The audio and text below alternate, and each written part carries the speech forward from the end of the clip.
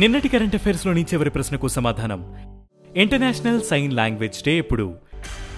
ఏటా September 23న international sign language డేగా జరుపుకుంటారు. 2017లో సభ్య దేశాల ప్రతిపాదన మేరకు యుఎన్ దీనిని ఆమోదించింది. 2018లో తొలి ఇంటర్నేషనల్ సైన్ లాంగ్వేజ్ డేను నిర్వహించారు. 1951లో world federation of the deaf ఏర్పడిన తేదీనే ఇంటర్నేషనల్ సైన్ లాంగ్వేజ్ డేను నిర్వహించాలని యుఎన్ నిర్ణయించింది.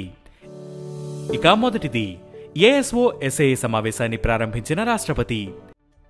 Asian organization of supreme audit institutions అసెంబ్లీని రాష్ట్రపతి ద్రౌపది ముర్ము నేడు ప్రారంభించారు. ఈ సందర్భంగా ASO/SAA చీఫ్గా controller and audit general Girish Chandra Murmu బాధ్యతలు చేపట్టారు. 2027 వరకు ఆయన ASO/SAA చైర్మన్గా కొనసాగనున్నారు. ఆడిటింగ్ కు సంబంధించి మరింత పారదర్శకత తీసుకువచ్చేందుకు ASO/SAA కృషి చేస్తుంది. ఇక రెండవది రష్యా వ్యోమగాములు రికార్డ్. రష్యాకు చెందిన కాస్మోనాట్స్ ఒలెగ్ కొనెనెక్నో, నికోలాయ్ చెబ్ సరికొత్త రికార్డ్ నెలకొల్పారు. అంతర్జాతీయ స్పేస్ స్టేషన్లో అత్యధిక కాలం ఉన్న వ్యోమగాములుగా నిలిచారు.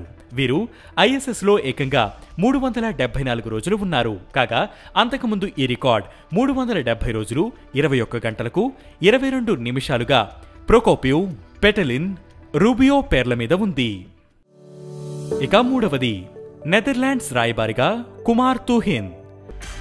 నెదర్లాండ్స్ రాయబారిగా కుమార్ తూహిన్ ను కేంద్రం నియమించింది.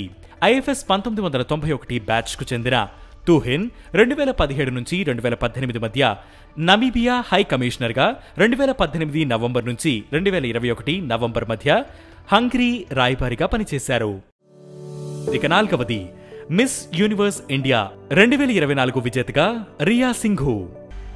గుజరాత్ కు చెందిన model Riya Singha miss universe India పోటీల్లో విజేతగా నిలిచారు. మెక్సికోలో జరగనున్న గ్లోబల్ మిస్ యూనివర్స్ కాంపిటీషన్స్ కు ఈమె భారత్ తరపున ప్రాతినిధ్యం వహించనున్నారు.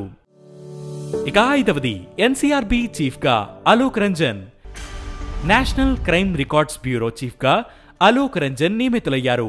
2026 జూన్ 30 వరకు NCRB డైరెక్టర్ గా అలోక్ రంజన్ సేవలను అందించనున్నారు. వివేక్ గోగియా స్థానంలో అలోక్ బాధ్యతలు చేపట్టారు. మరో IPS Amit Garg Sardar Vallabhbhai Patel national police academy chief గా నియమితులయ్యారు. ఇక ఈ రోజు కరెంట్ అఫైర్స్ క్వశ్చన్: ప్రపంచంలోనే అతిపెద్ద హెల్త్ ఇన్సూరెన్స్ స్కీమ్ ఏది? ఈ ప్రశ్నకు సమాధానం మీరే కామెంట్ చేయండి.